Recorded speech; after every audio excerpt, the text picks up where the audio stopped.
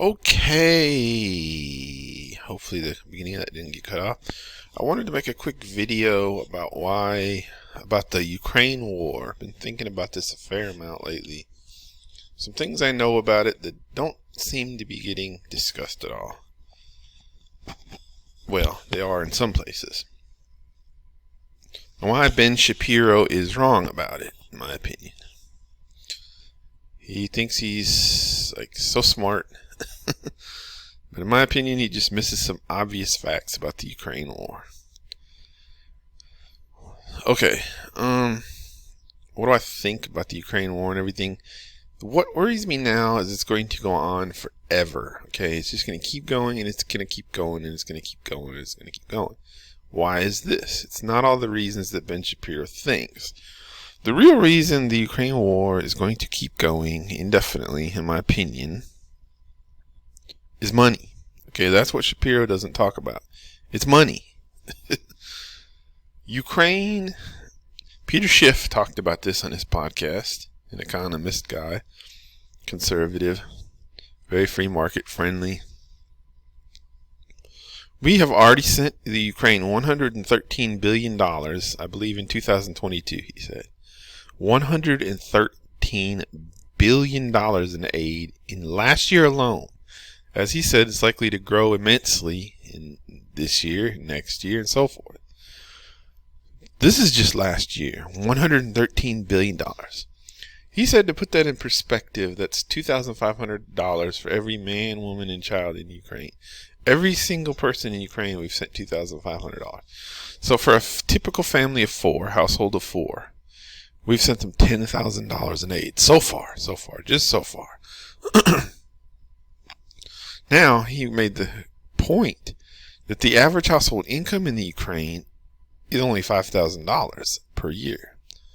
So if you compare that to the United States, the average household income in the United States is $70,000 per year.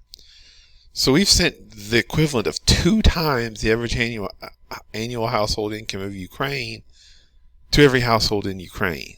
$10,000, where the average household income is $5,000.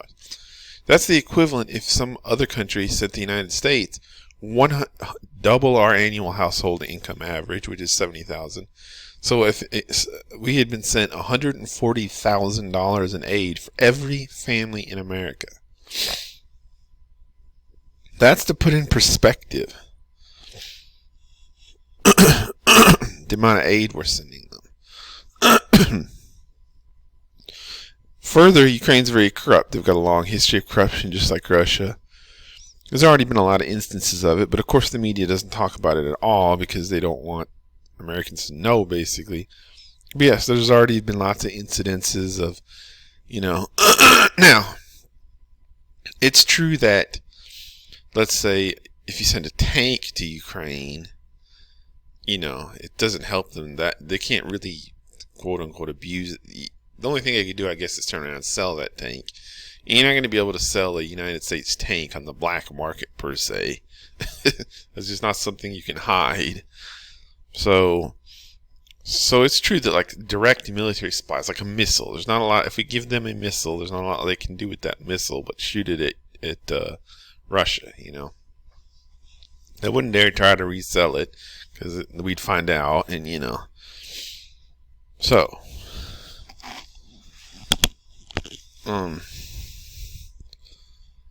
But there's other aid that goes to them under the term general aid, I think, something like that. It's basically just money, and that's where, or stuff, that's where they're corrupt. And there's already been some of Zelensky has quietly disciplined some of their commanders and this and that for, they mentioned one case where a suburban, a nice luxury SUV was sent for the war effort, and one of the Ukrainian commanders basically commandeered and was using it as his personal vehicle.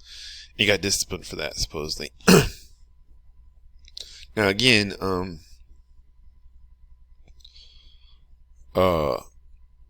Zelensky has a vested interest in pretending that there's no corruption, or that he's cracking down on corruption, that he's a tough liner on corruption, because they don't want the perception from to ever reach America that, oh, your aid is just going into this corruption black hole, but it very well could be the case, you know.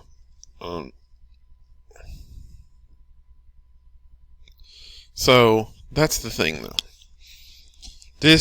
What Shapiro has ignored and completely not factored into all his calculations is money. Money being its own end. That is why the Ukraine war is not going to end anytime soon. That is why every single thing that you hear, like the left, who all of a sudden they're all in support of this war for some reason, even though the left is supposed to be anti-war. What the media, what they all hear, it makes me just so angry. Every news article will mention something about a politician, will say something like, we need to be in this for the long haul. You know, it's like they have these key words that they all must say, and it's always long haul. You know, in it for the long term. We must be here for the long haul. You know, always some variation of that phrase creeps into like every discussion about this war. Why is that? Because that's code for we must continue to send Ukraine a lot of money for a long time. That is the key that's making all this war continue. And it's sad because there's a human toll to this. Like, because some people are getting filthy rich off this war in Ukraine and all this American aid, $113 billion so far. You know, that people have to suffer for this, you know. People die over this never-ending war that's going on right now.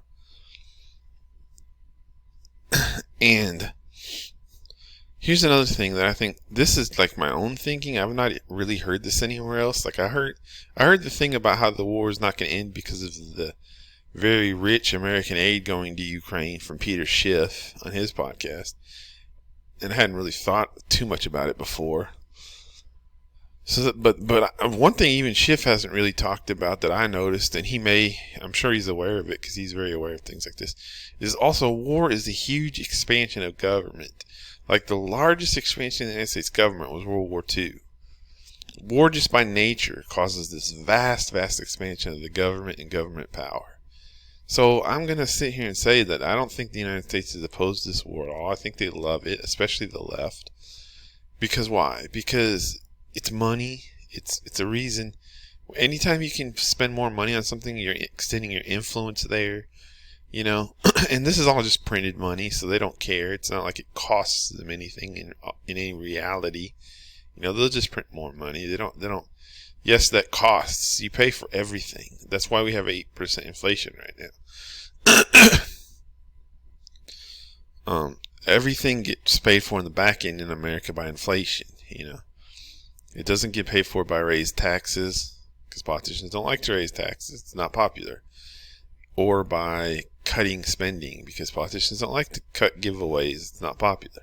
So they do the third way every time, which is everything gets paid for in the back end by inflation. But it still gets paid for. Trust me on that. So that's the point here, that so all this, like I said, I believe the United States loves this war. And so does Ukraine, because they're getting money. Money. The left of the United States is getting an expansion of government power. They're getting an expansion of big government. They're getting, you know, hundreds of billions of dollars that's being sent. You know, what is all this politicians' money always doing? It's just a big slush fund. You know, it's just like climate change or something. It's all a big slush fund. It's like, okay, we're going to spend $1 billion here. We're going to spend $1 billion on our cronies here. You know, that type of thing. So my thing is, as long as there's no public backlash in the United States to the Ukraine war, so far there's been zero, and I'm not sure there's ever going to be any.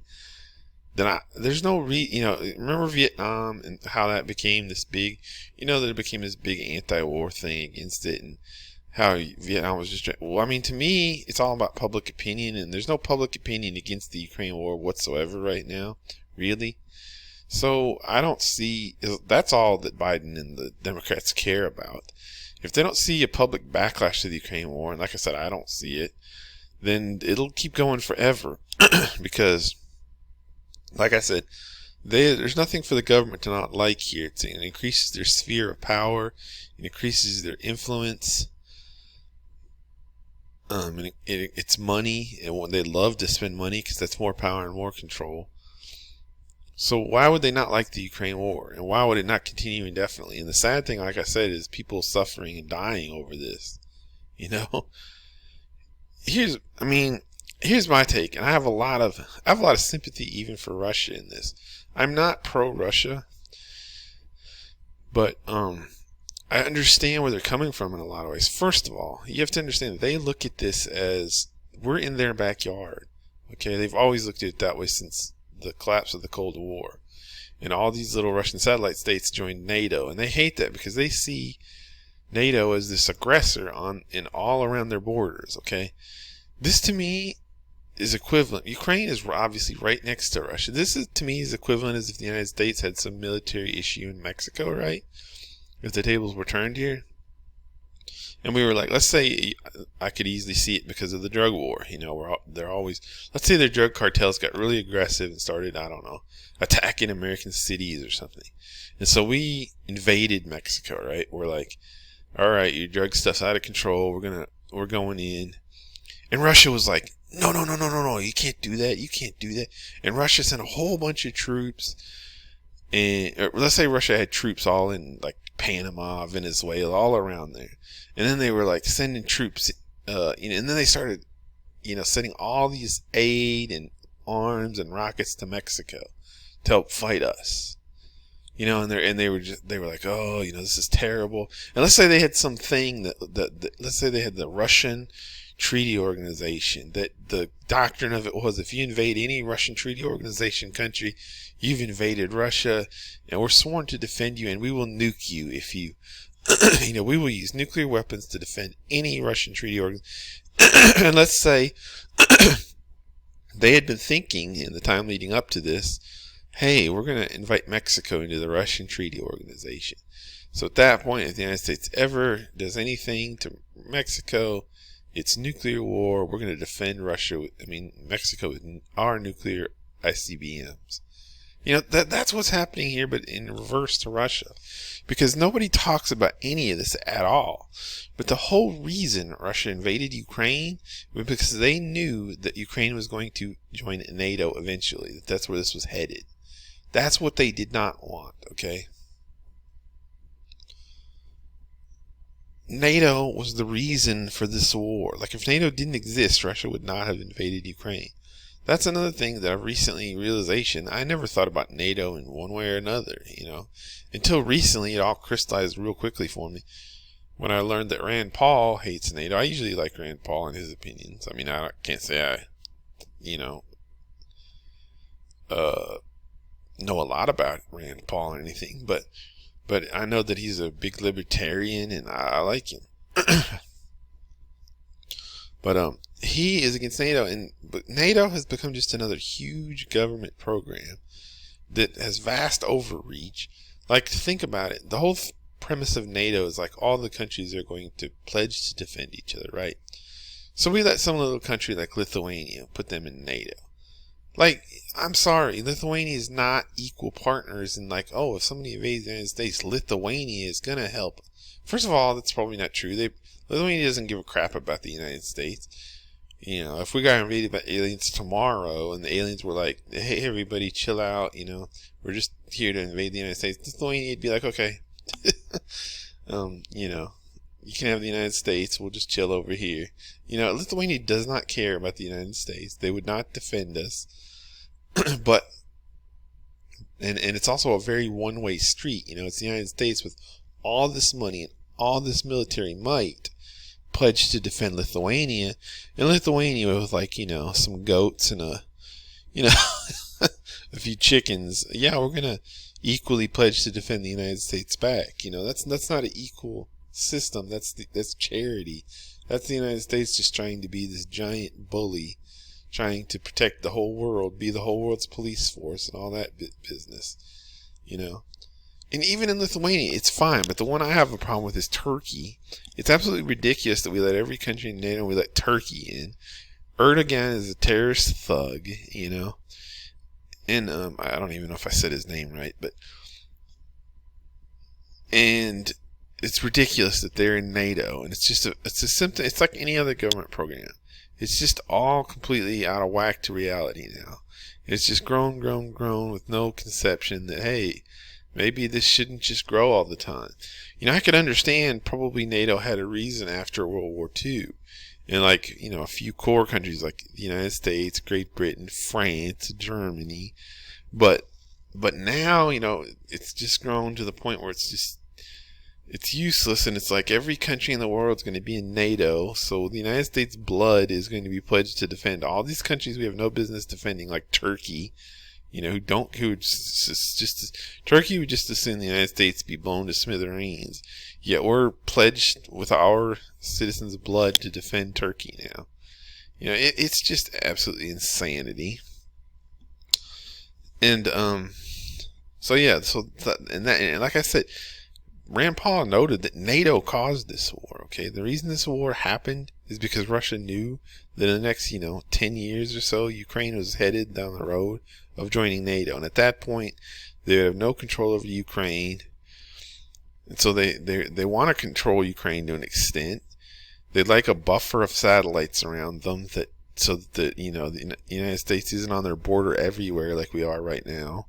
I'm sorry, not everybody sees the United States as the good guy. And with the way some of our politics are nowadays, sometimes I wonder if we're the good guy. Look at the things we have going on, the far leftist policies we have going on in this country. So I get, I don't have to agree with it, but I get what Russia thinks here. You have to think in their shoes. They see a huge power all around them, encroaching closer and closer. We wouldn't like that either. They're not in our backyard. They're not in Mexico. Russia is not, providing arms to Mexico. We wouldn't be happy about that. Now, granted, I do agree that it's different because there's Europe.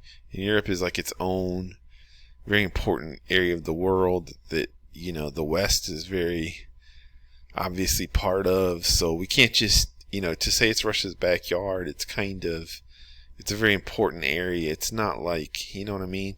It's not like there's just nothing there and we're just in their backyard. Yes, the problem is there's Germany and all these countries close by, so we have to have an interest in that area. So I do get that from the United States perspective as well.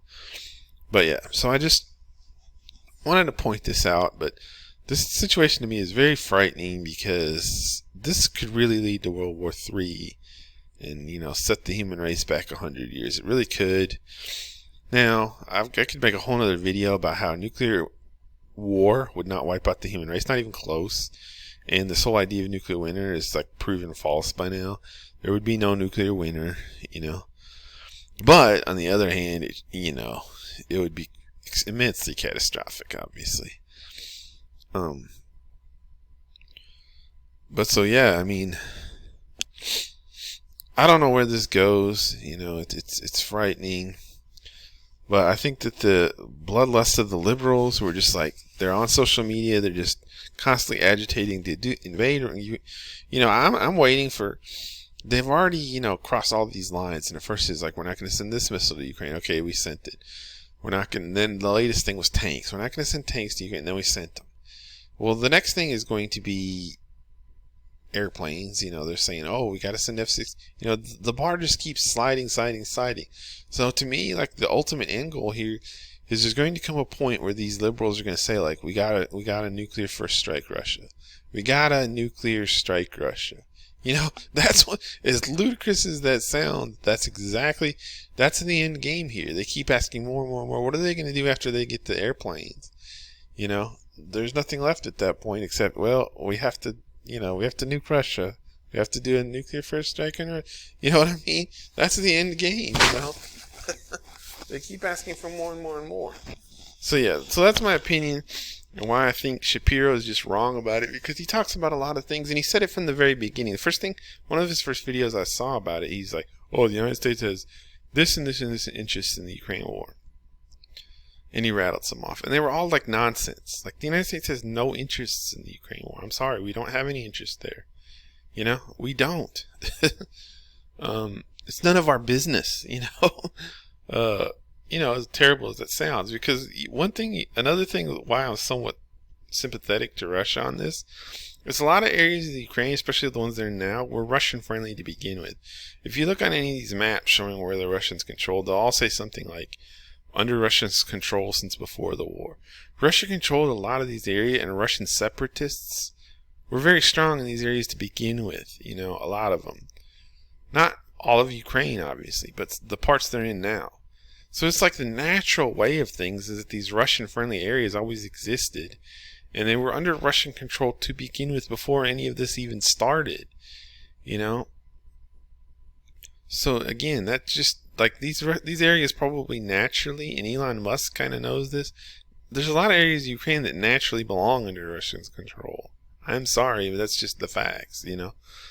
They're Russia friendly. They prefer Russia. If you had an honest vote, many of those areas would vote for Russia to control them. Of course, they would never, the left in Ukraine will never allow even such a, they would never consider, why would they be against a fair vote if the people, because Musk proposed this. He proposed have a fair UN instead of, I understand Russia had an annexation vote, and it was a sham. Okay, I get that. But Musk said, put UN supervision, put a real vote to some of these areas, and if they vote to go to Russia, let them go to Russia, And I thought that was very reasonable, and of course immediately got shouted down, screamed at by Ukrainian politicians. I don't know why letting people have a vote is so apparently awful, but because they know the way it would turn out in a lot of these cases. So yeah, I mean, there's areas of Ukraine, and it's not even a lot. It's maybe a 10 or 20%, I believe, that are very friendly to Russia and naturally belong to Russia, I would say. I don't think, to me, that's the best situation, peace here. Give those areas to Russia. Here's how you end this war. Give those Russian-friendly areas that they're already in to Russia.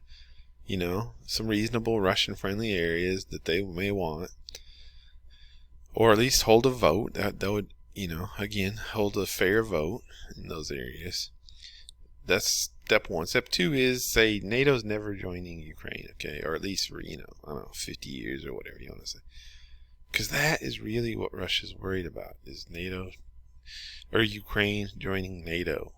And that's what they've always said in peace talks, is they want a pledge of neutrality from Ukraine.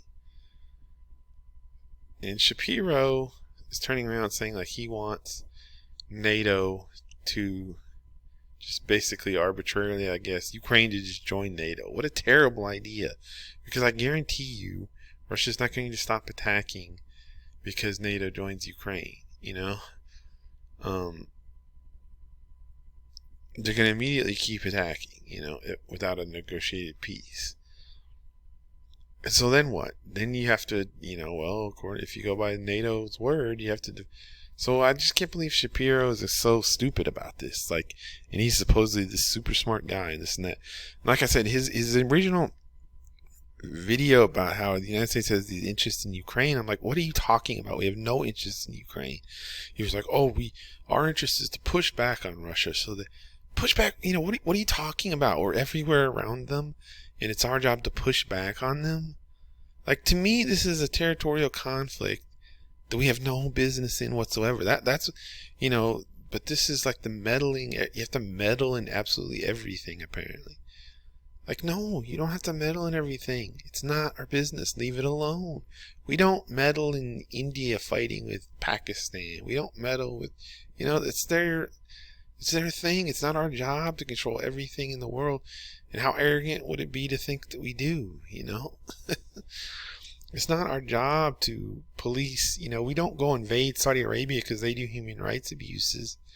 Maybe we should, but we don't. You can't be the world's policeman, So yeah, we have no natural interests in Ukraine. That's another area Shapiro is so wrong about.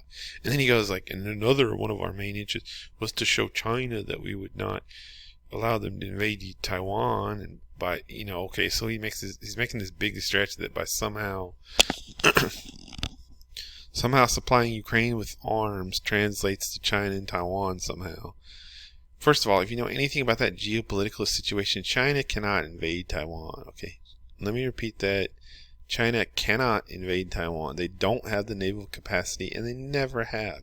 It's always been such a false, nonsense thing people say. There's constantly this thing on the right wing like, oh, China's going to invade Taiwan. China cannot invade Taiwan. They do not have enough boats to physically get enough troops to Taiwan to invade them. Literally. Okay? So this whole nonsense about China invading Taiwan for the last 50 years is nonsense from the get-go. Yes, China may wish to invade Taiwan. Yes, China may saber rattle, but they do not have the capability to legitimately invade Taiwan in any real way. Period. And it's just amazing to me how everybody walks around and pretends that that's not an absolute fact, you know. But if you investigate, you will find China does not have anywhere near the naval capability, the troop transports, the battleships, anything to invade Taiwan. They don't have anything. They cannot do it. They cannot physically invade Taiwan.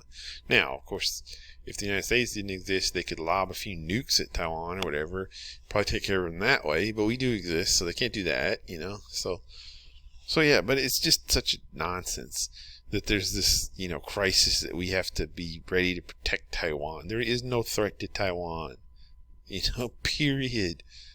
So